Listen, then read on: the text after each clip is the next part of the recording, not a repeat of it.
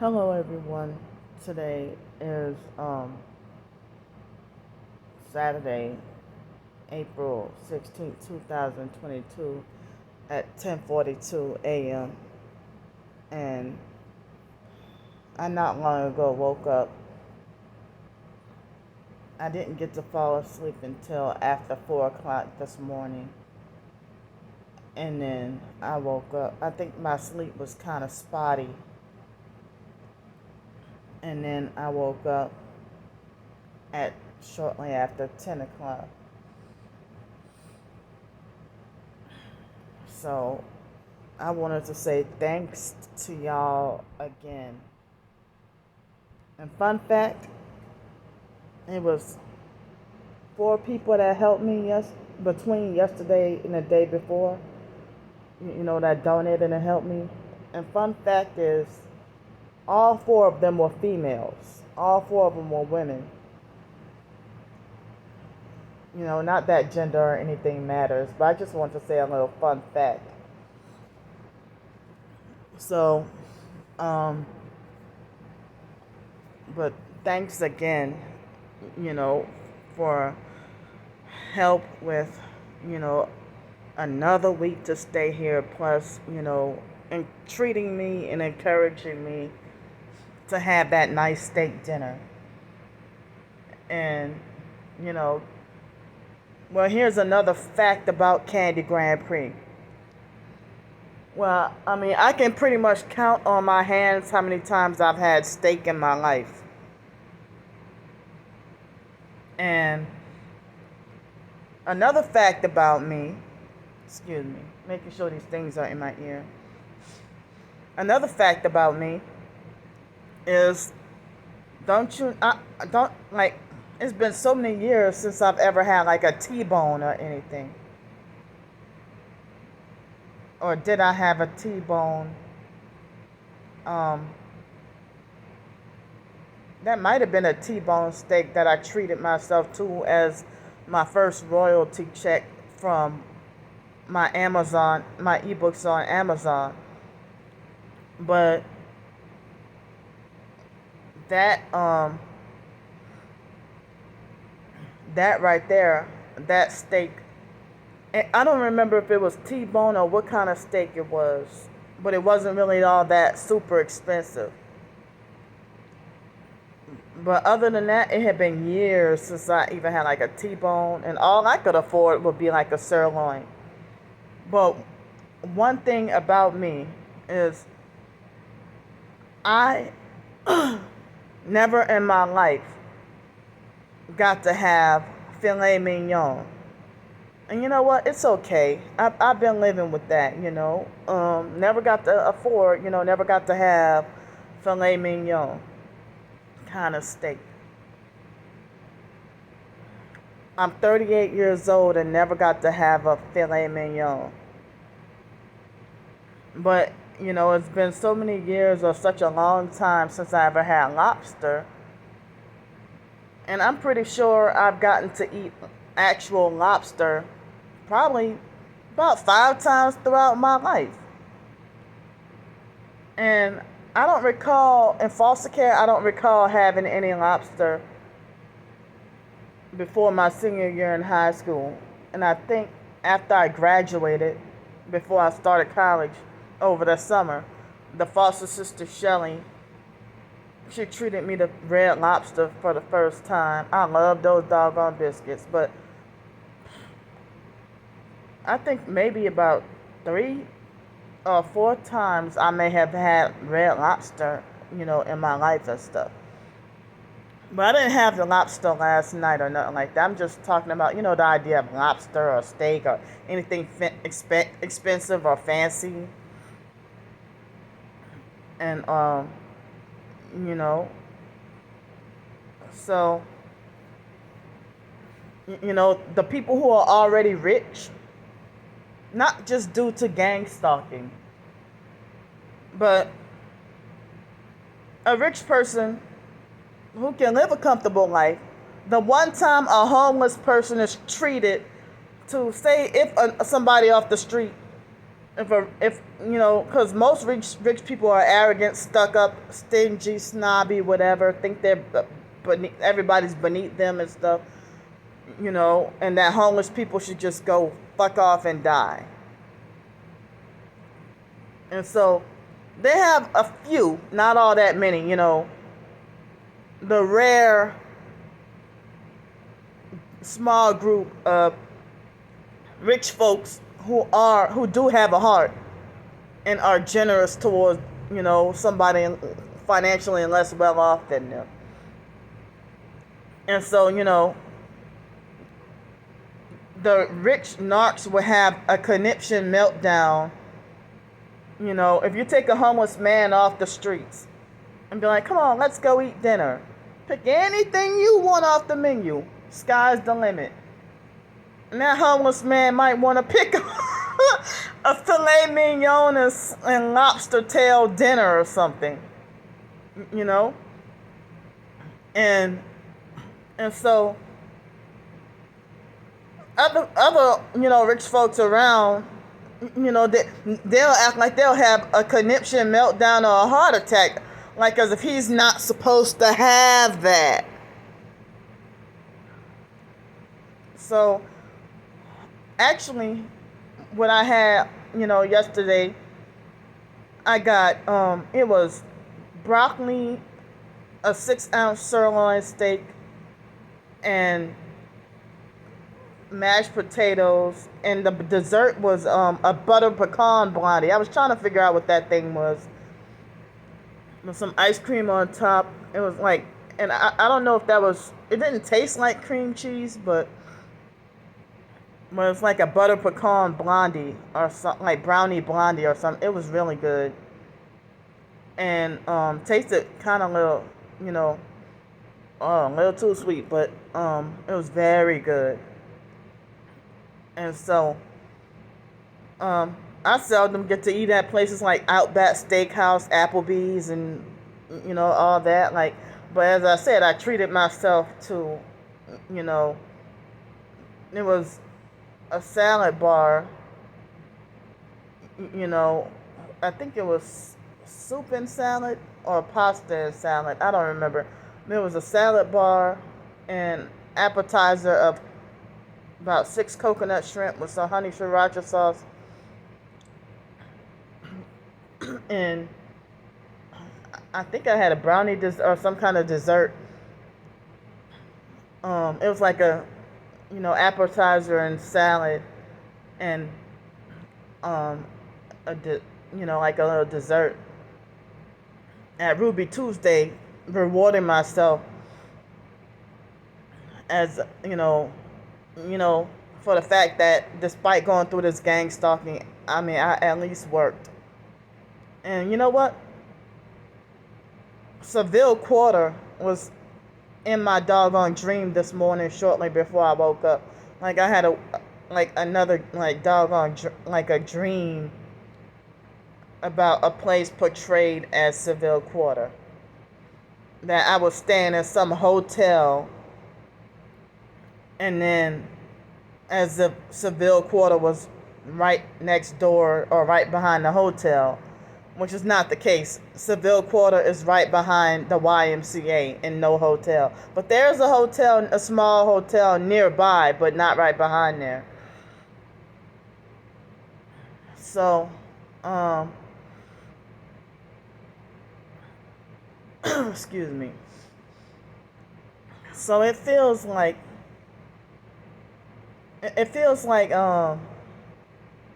unreal and unbelievable that I got to have another, well, I'll say that God was gracious and graceful enough to put it on people's hearts to help me with,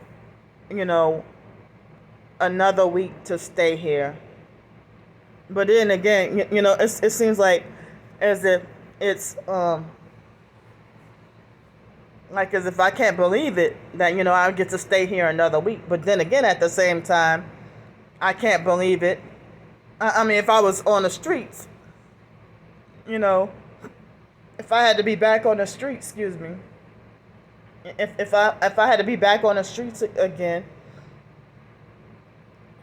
you know, oh, excuse me, hold on, excuse me.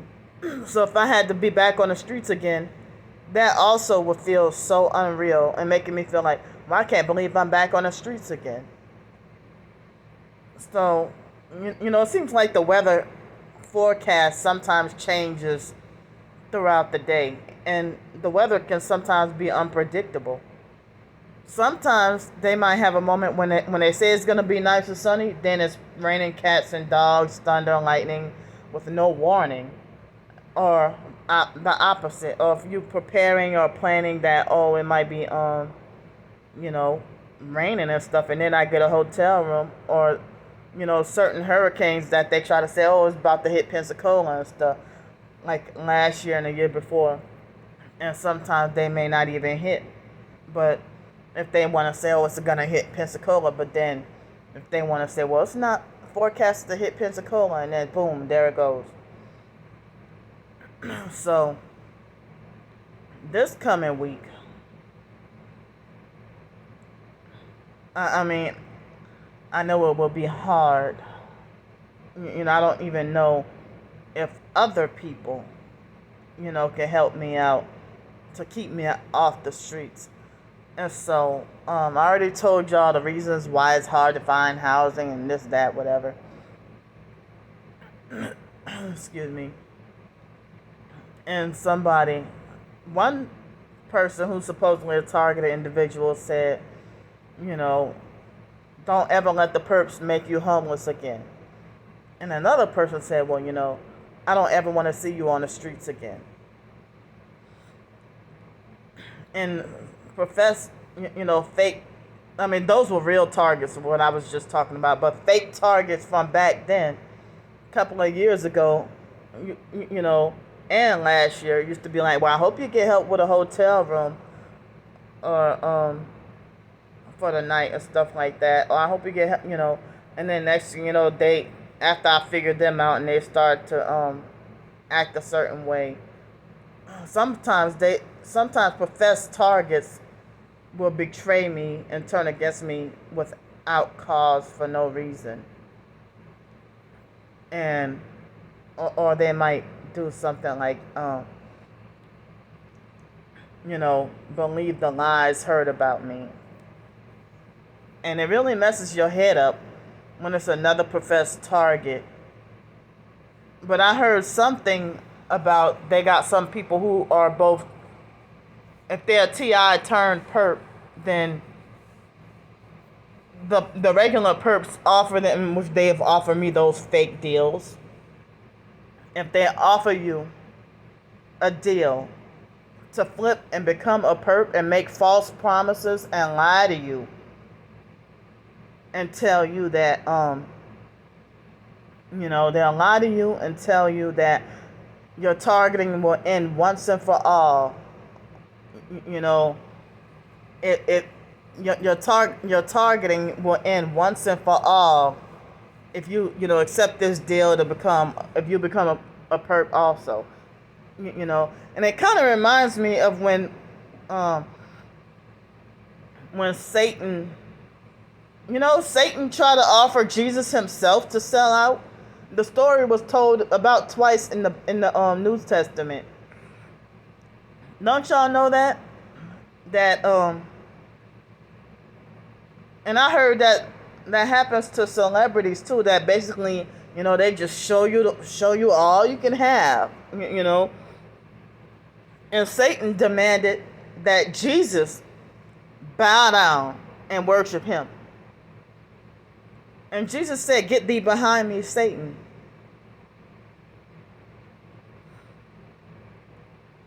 So that's my word to y'all gang stalkers who want to pretend to fake. They wait till I'm at my lowest moment. Just like Satan came to Jesus, like I think after his 40-day fast, if I'm getting that correct. Satan came and approached Jesus at his lowest, after fasting for 40 days and stuff. So, just like they wait until I'm at my lowest points of being homeless and struggling. And guess what? The same person who said that the gang stalkers try to get you to sell out and become a perp, it was a fake TI perp who told me this. That gang stalkers, they trying to get you to sell out. And it was one of the ladies I was having, one of the fake TI perps I was having a feud with last year. She told me that the year before when she pretended to be a fake friend.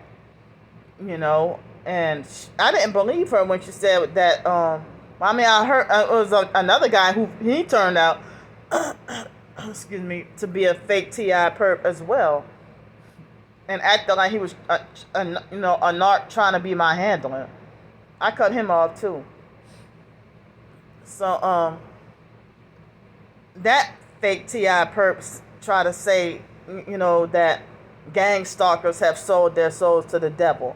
Well, if you turn around and act like a perp towards me, then, you sold your soul too. So that's the same, that guy, he tried to say, he tried to say this about the gang stalkers. Like, so exciting, do it for a donut, Moya. Trying to say that, that gang stalkers suck Satan's you-know-what down there, for a donut. Well, you must have sucked it for a donut too, because then you started perping me and stuff. So I had to cut you off. Acting like a narcissistic control freak, fake TI perp. And he also, was trying to forcefully order me to ignore the perps or try to dictate or control how I should handle my targeting. And, he was one of the fake TI perps trying to tell me to get rid of my storage unit. Or trying to dictate how I should live my life and try to fix and rearrange and control me and stuff. And kind of find out he would be like, he was fake the whole time. And then he was one of the people who try to bully me into trying to tell me to take down all my YouTube videos and stuff. And so, the people who try to tell you take down your videos and ignore the perps and stuff, and then a lot of the times they turn around and do something perp-like to you, that you have to cut them off and stuff, So Alex Dupree had to be the first one ever in my life to offer such deal. Well, more so like, no, somebody was trying to say that Vice handler, who's, supposedly bigger than Chief Handler. Like, they have, like, all these agents on YouTube. It seems like when the regular targets have flipped and became perps, like, I hardly see many targeted videos much on targeted people on. It's like, is there nobody a targeted individual anymore? It's like, where are the real ones left? It's either they disappeared from YouTube, or if they're still on YouTube, they're still acting like a perp. They're acting like a perp. So who needs agents? Who needs gang stalking agents when you got your own TI community flipping and become a perp? And that's one of the main reasons why I'm hated.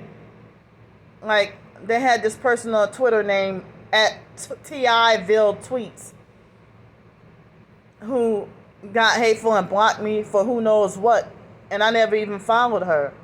And I had that reminder yesterday that, that I was blocked by her. But I got her account mixed up with TI Lives Matter.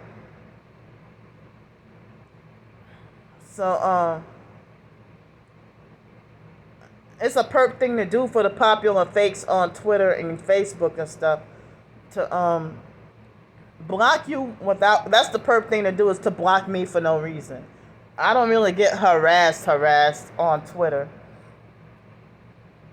but how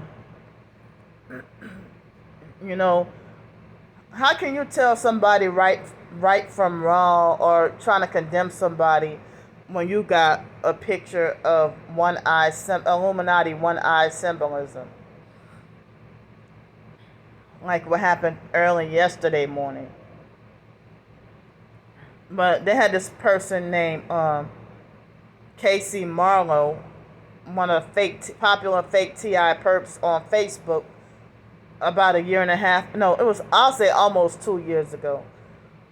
And she tried to say, well, you being homeless and targeted. Oh, I'm sorry you in that situation, but you get Social Security. You don't get pity on that one. That sounds like something a narcissistic perp would say. And some people think that, oh, if you get Social Security, well, you have an income, so, you know, the fact that you have an income, then you don't really need any more financial help at all. But then they want to try to stop you from getting a job and stuff, or try to make like you shouldn't have a job. And people try to make like, oh, you're ungrateful, that that if you're covered as greedy and ungrateful if you feel like Social Security is not enough. Tell that to the landlords who want to charge 3.5 times the rent, and if you get less than $1,000, then that's not enough.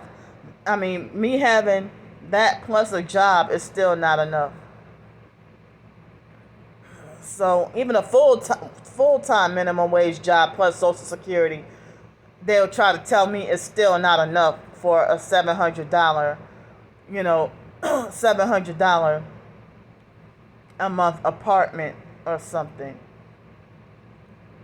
So, the gang stalkers ran me up out of my, the Section 8 places that I've lived at, and which made me homeless. And, so, and they're envious at, the idea that me getting Social Security, my gang stalkers that I've had to deal with is, the online perps try to make it like as if, oh, we're gonna report you for Social Security fraud, and Candy's not disabled and stuff like that. Yeah, I mean, when they should mind their own business. So, it seems like it's to live on the streets is not even comfortable, and it's like another form of prison. But it feels like a punishment. So I heard this, like maybe in Alabama or somewhere in Florida or Alabama. I heard this situation that these people were elderly people that the living conditions weren't great, and they were afraid to leave the place, and they refused to leave. And so they were afraid to end up afraid to end up homeless as a result of bad living conditions. So I heard stuff like that happen even in New Orleans about, people ending up homeless as a result of their house, being messed up after a hurricane or something like that. So homelessness is not always, because somebody made bad choices or bad decisions, or because they're on drugs, or they burned their bridges from, family members and stuff. I mean, it's many different factors that can cause a person to end up homeless. Like if somebody end up homeless as a result of fleeing an abusive relationship or something like that. And if you see a lot of homeless people on the streets who aren't perps, then, they might be a targeted individual who, might be a victim of, or a survivor of, if they might be a victim or a survivor of domestic violence or narcissistic abuse, and your partner or your wife, husband, or whatever will ruin you financially and then leave you out on the streets with nothing. And leave you pennilessly when y'all both were rich together. And so, so far as I know, I guess a week is extended, and I might have to be slated to be back on the streets again, by this coming Friday. And so guess what? Before I go, I found out yesterday 3 employers from Indeed looked. I got the notification that they looked at my application, even the ones out of state, in state and out of state. Guess what they did? You guessed it. They read my profile. They read my application, and they skipped over and ignored me. I tried. They skipped over and ignored me after they just viewed my application. At least 3, I got 3 notices from 3 different people in state and out of state. Again, I said I tried. But they try to make it like they're willing to help you relocate, and if they're willing to help you relocate and they hire any and everybody to do this whatever fundraising job or this job or that job. So it seems like they really don't want to pay you. But why say, oh, we'll help you financially, we'll help you relocate, and then they really don't want to do it. So last night, I hadn't even been in the mood to listen to music, but I had like a little hour and a half or almost 2-hour listening session of my favorite Christian songs last night. So today I'm planning to just do a lot of blogging and writing some short stories, and I gotta figure out what to eat.